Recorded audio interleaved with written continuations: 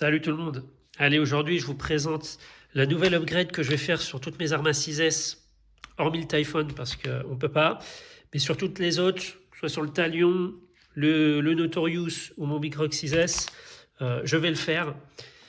Ce qui se passe, c'est que sur les bras de suspension arrière, sur les 6S, voilà, ça fait partie des pièces qui sont un peu fragiles.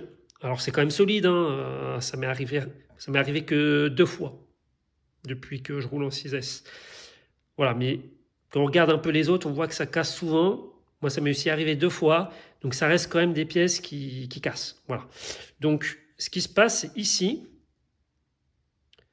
au bout du bras, là, du bras de suspension arrière, lorsqu'on prend un gros choc, la tige, là, elle se plie, et le bras ici, en fait, il s'ouvre ici, à ce niveau-là. Là. Il s'ouvre, et là, on ne peut pas le récupérer. Hein. Donc là, ce qu'il faut faire, il faut racheter, du coup, une paire de bras de suspension arrière. Alors on est obligé d'acheter en plus une paire parce que ça ne s'achète pas à l'unité. Donc on est obligé d'avoir les deux.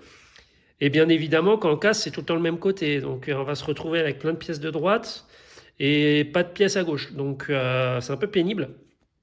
Et bon, ça coûte quand même assez cher, hein, 20 €, donc c'est quand même assez cher.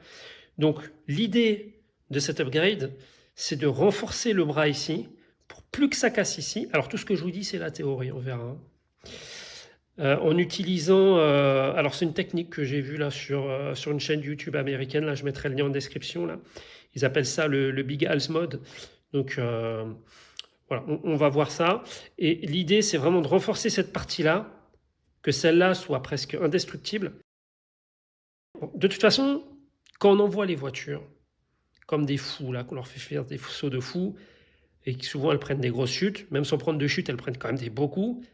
Voilà, ça peut arriver de casser quoi. Donc là, l'idée, c'est de cibler ce qu'on veut casser. Moi, casser quelque chose sur la voiture, ça ne me dérange pas tant que c'est une pièce qui est facile à remplacer et qui n'est pas chère. Donc moi, l'objectif, ici, c'est de remplacer juste les tiges. Les tiges, elles ne sont pas chères et ça se remplace facilement. Par contre, les bras, c'est pénible, c'est cher et tu es obligé de les acheter par paire.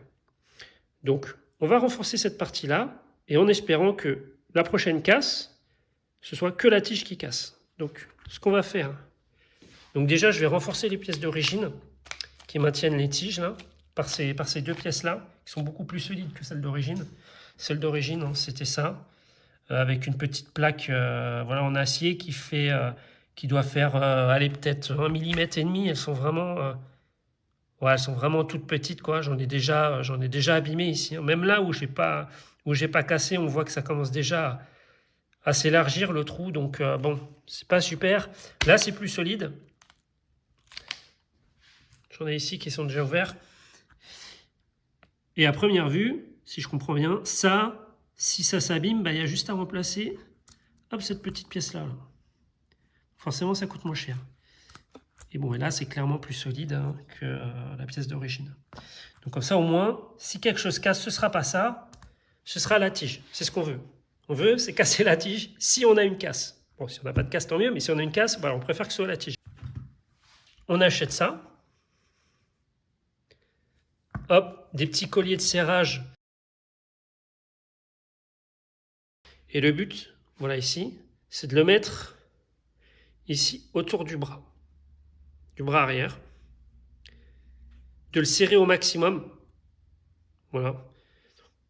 Là, c'est vraiment bien serré.